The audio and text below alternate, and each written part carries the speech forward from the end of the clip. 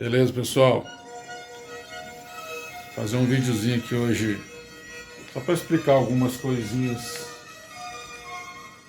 que muita gente me pergunta sobre a curva de resposta, que o pessoal não entende muitas vezes, porque às vezes eu tento explicar aqui sobre curva. Peguei alguns gráficos ali no Google para tentar demonstrar e explicar um pouquinho sobre esse negócio da curva. Vou tentar colar depois aqui alguns no final da curva de resposta das caixas aqui, ó. Como tem Lando, a JBL e a Kenwood. Na época eu tirei a curva com o aplicativo de celular e eu ainda não usava o microfone de medição. Então não tem pneuzinho rolando aqui baixinho, vamos ver se o YouTube não bloqueia o áudio. Então essas curvas antigas não tem lá muita precisão de medição. Mas eu queria explicar a diferença das caixas que eu sempre falo que eu faço, que é caixa SQ. Só que caixa SQ tem mais de um tipo. Caixa SQ que tem coloração, que tem um grave mais forte, um médio. Às vezes você não quer médio, você tira médio. Então eu vou tentar demonstrar um pouquinho isso aqui com os gráficos aqui e explicar.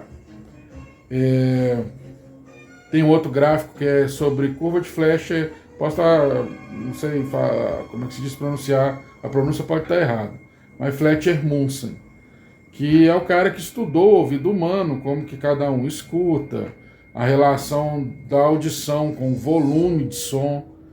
E isso aí, a partir disso, é que fizeram o loadings, que é o reforço de grave, com volume mais baixo e agudo, e chega num certo volume que esse loadings não é ativado nos aparelhos, porque dependendo do volume, o nosso ouvido compensa essa equalização. Então não precisa do loadings. Eu acho que tem muita gente que não sabe, mas os loadings dos aparelhos, eles geralmente só funcionam até 50% ali do volume, não do volume áudio, do volume do potenciômetro, do curso dele aqui, ó. Só até na metade. O loading, na hora que você ativa ele aqui, por exemplo, ele só entra até 50% aqui, ó. Depois disso, ele não tem mais função, porque no potenciômetro, na maioria, tem uma entrada de sinal que só vai até esses 50%. É o reforço de loadings.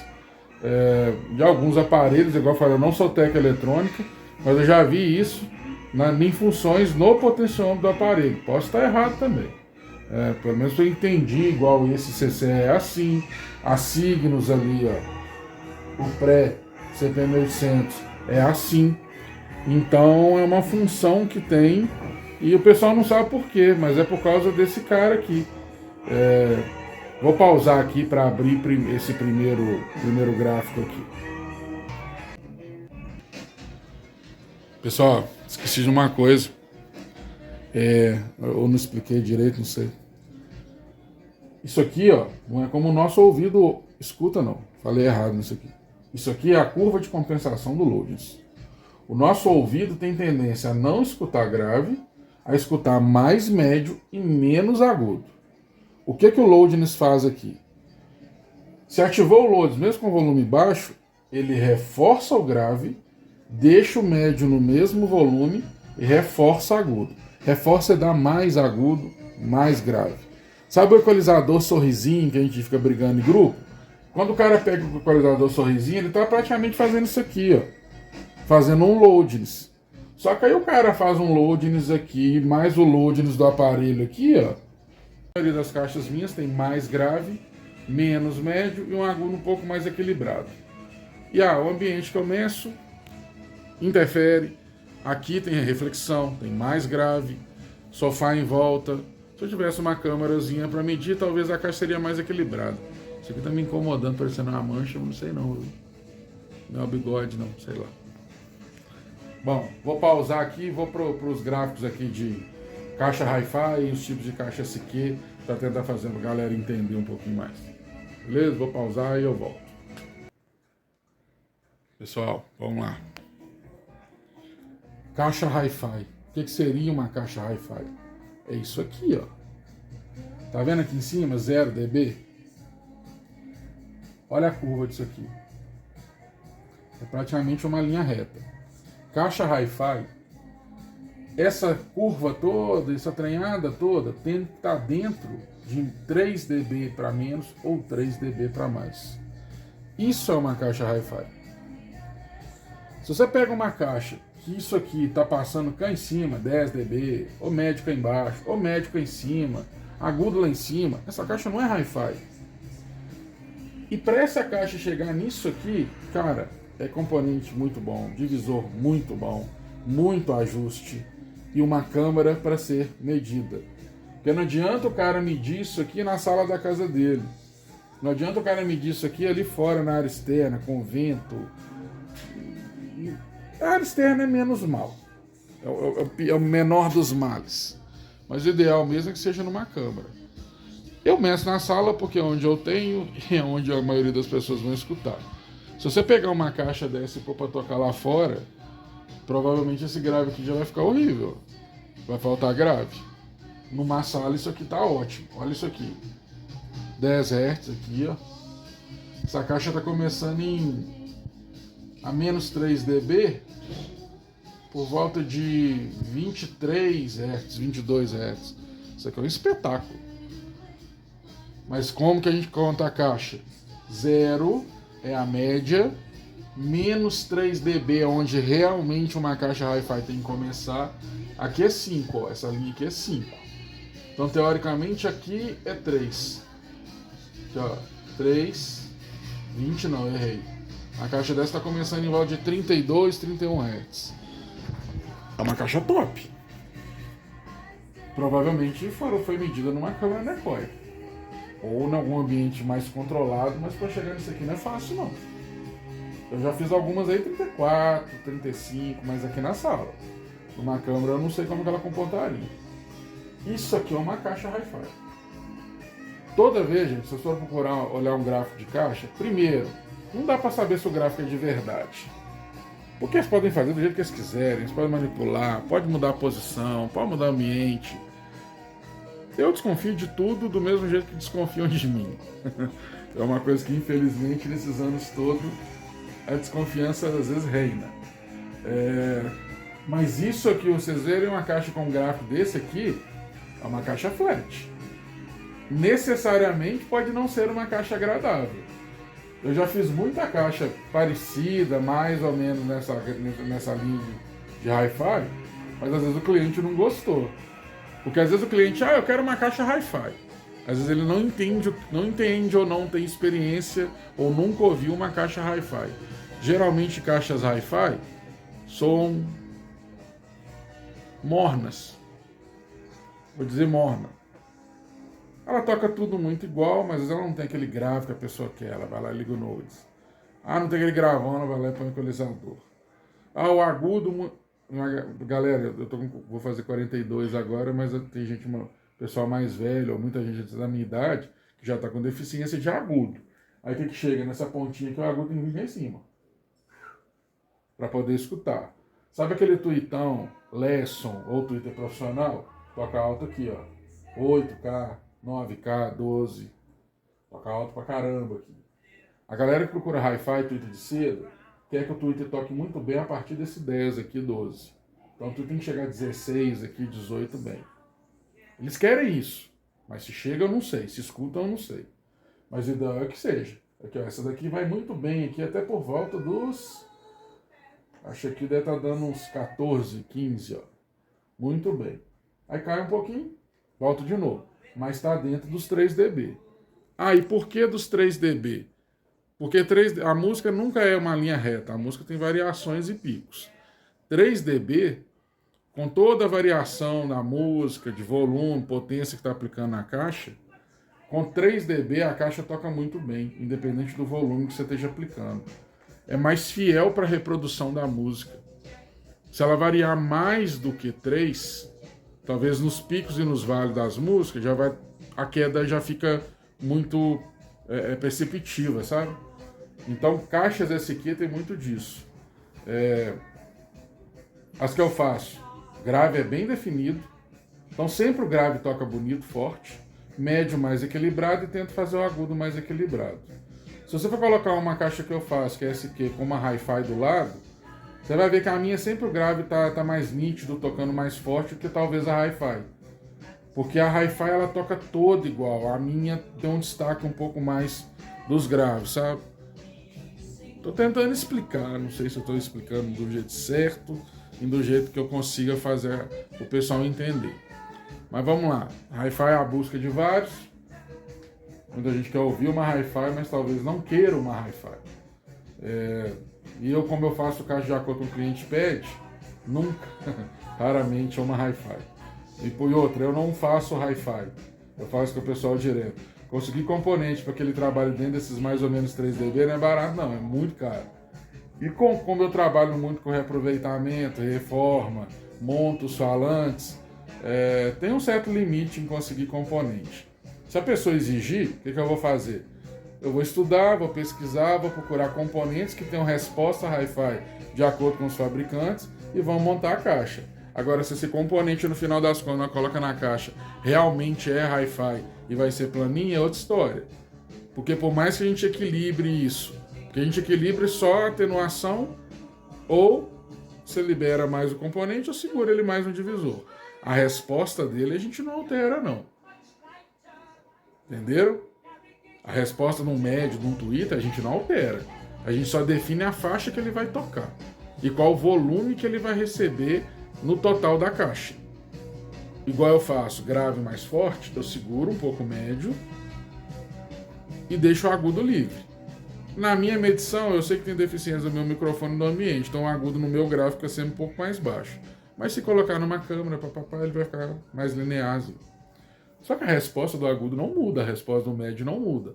O grave a gente consegue dar uma amplitude nele em certas frequências e diminuir. Depois eu vou mostrar isso aqui.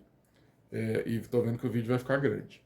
Então, parei por aqui e vamos para o próximo. Pessoal, isso aqui é uma caixa SQ. Dá pra ver? Essa é mais parecida com as caixas que eu faço. Só que na minha medição, esse agudo aqui não chega a ter pico assim, porque meu microfone eu sei que não capta e meu ambiente não ajuda. Mas meus graves são sempre assim. Não tão picudo aqui. Esse aqui é o tal do grave picudo, que é o tum-dum-dum-dum-dum, na mesma frequência. E numa frequência ruim ainda, ó, 100 Hz. Esse aqui é grave pum, seco. Eu não gosto. Grave pra mim é aqui, ó, 80, 60. Na transição, abaixo de 60 é surdo, acima grave. Já postei como é que fala? Uma plaquinha sobre frequências, eu vou ver se eu consigo colocar nesse aqui também. Aqui é uma caixa SQ, linha de 0 dB, tá vendo?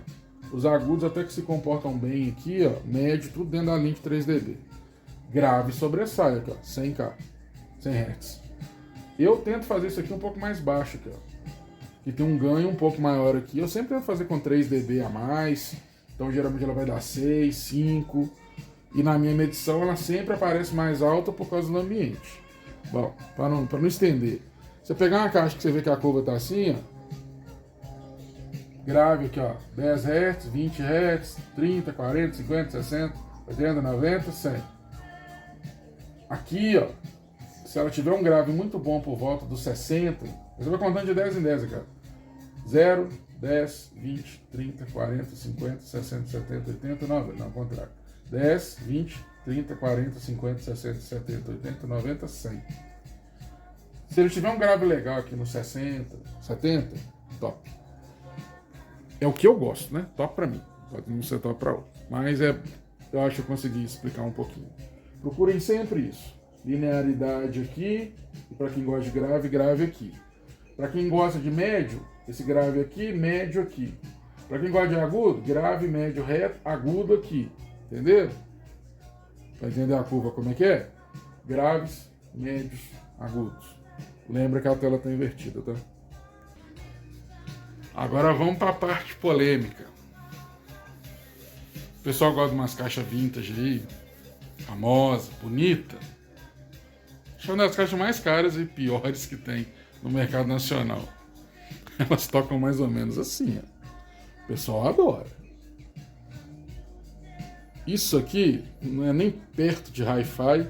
Isso aqui já passou de SQ. Isso aqui já é ruindade. Muito grave. defasagem médio gritando, aí o médio grave do alto-falante sobrando, médio embolado com agudo, aí não tem agudo aqui, ó. Isso aqui provavelmente é uma caixa com Twitter de papel, um médio sem controle nenhum de divisor e um falante ruim, picudo, com sobra de médio grave. Não vou falar a marca não, mas a maioria de umas caixas aí que tem uns divisor com os controles bonitos aí, umas caixas bonitas pra caramba, tem esse som aqui, ó.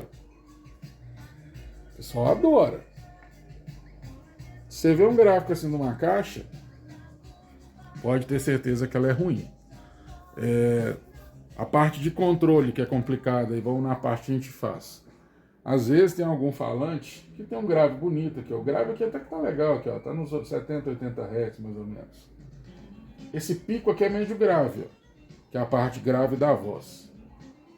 Isso aqui não tem, é muito difícil de controlar. Ó. O alto-falante que tem esses picos aqui, ó, nessa faixa, é do woofer da caixa. É muito difícil controlar.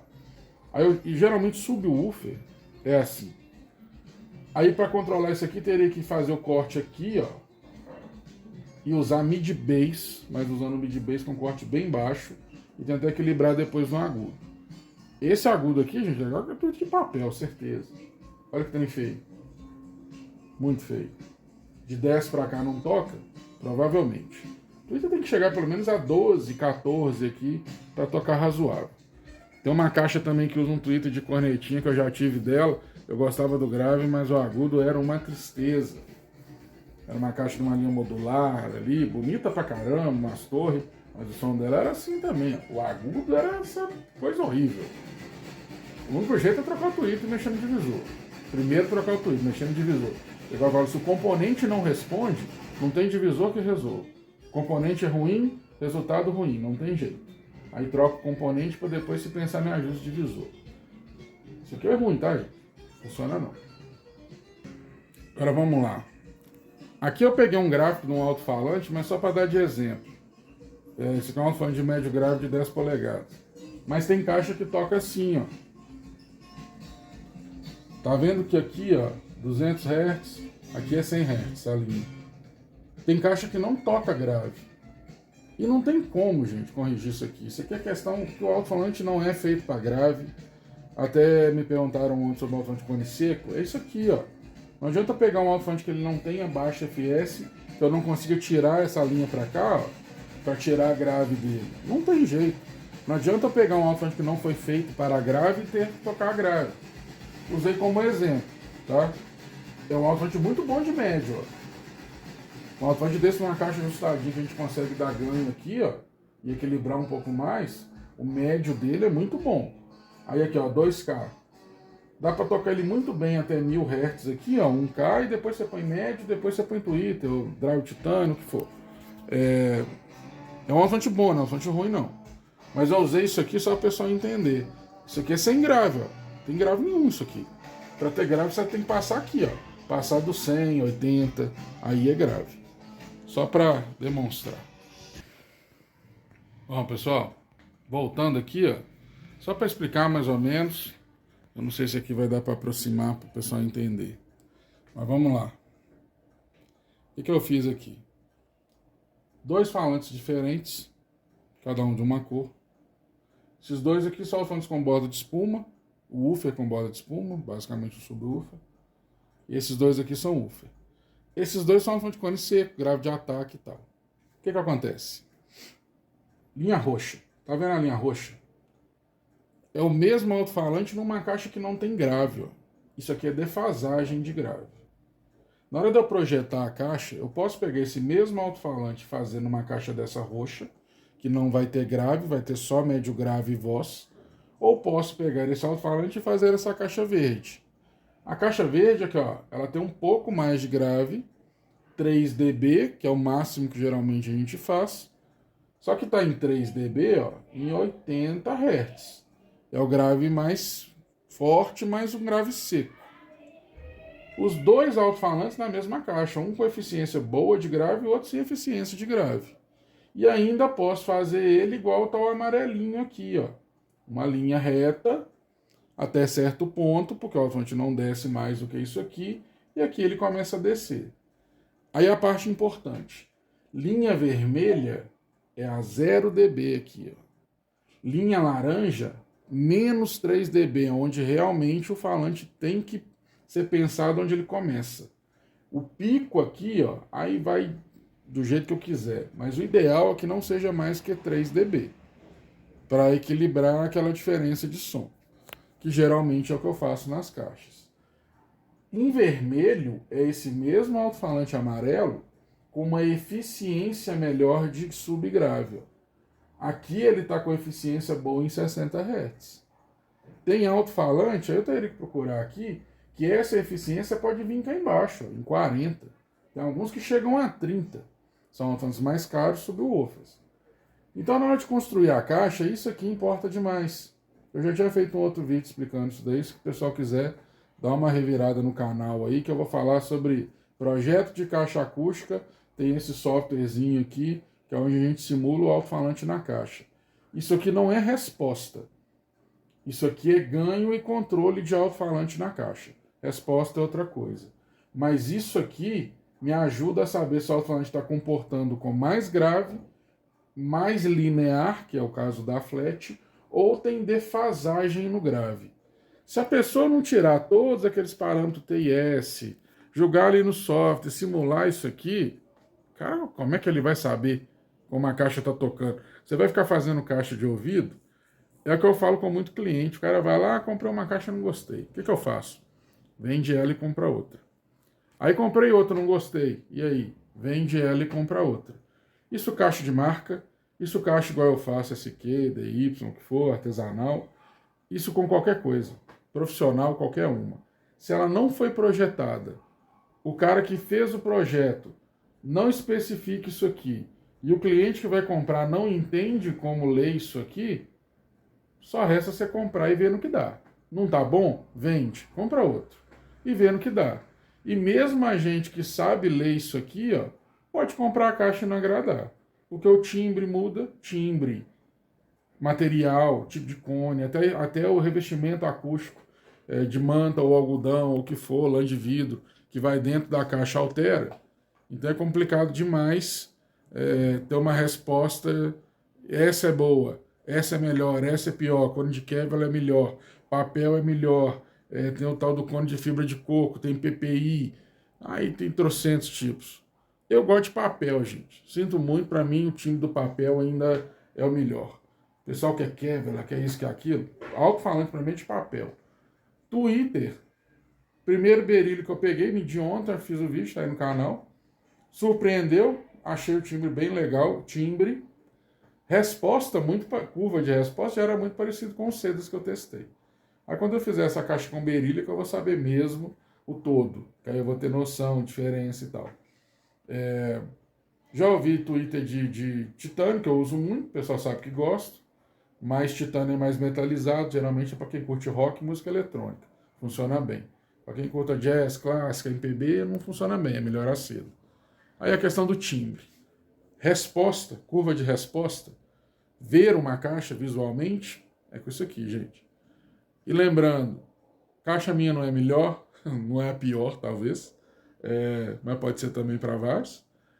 Não estou competindo com fabricante nenhum, não quero competir com ninguém que fabrica nada, só estou demonstrando o meu, tentando fazer isso aqui para explicar para a galera que me pergunta, meus clientes, pessoal que tem curiosidade. Ah, eu vi um vídeo seu, mas não entendi muito bem. Estou fazendo esse outro aqui para tentar explicar de uma forma mais simples. No final, agora eu vou tentar colar os gráficos da Kenwood, da Lando e da JBL. Aí, se o pessoal quiser, analisa um pouquinho. Eu vou até pausar aqui, vou tirar as telas. Vou filmar uma, vou pôr o gráfico dela. Vou filmar a JBL, vou pôr o gráfico dela. E vou filmar a Kenwood e vou pôr o gráfico dela. Talvez ajude um pouquinho para o pessoal entender. Mas, o principal, tem que entender, saber analisar aquilo ali. E, gente, é simples.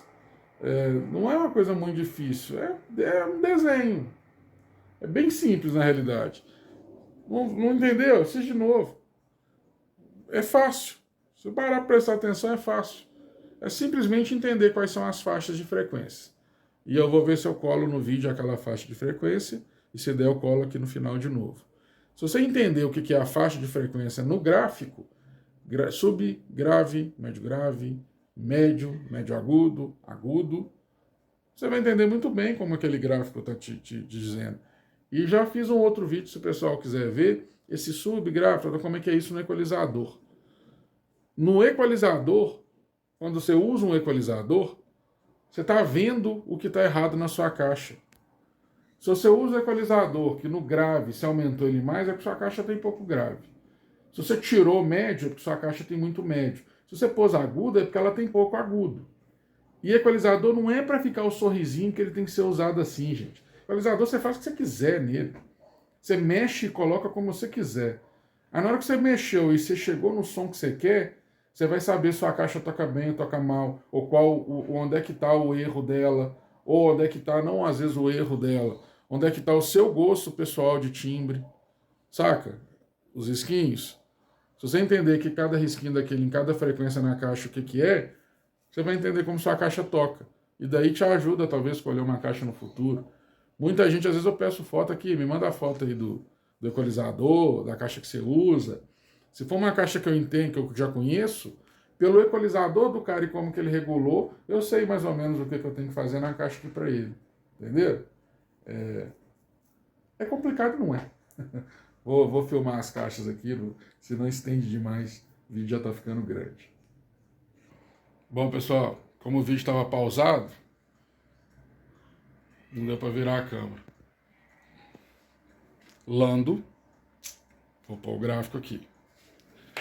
JBL-L100, vou pôr o gráfico. Kenwood, vou pôr o gráfico. Beleza? Então até a próxima.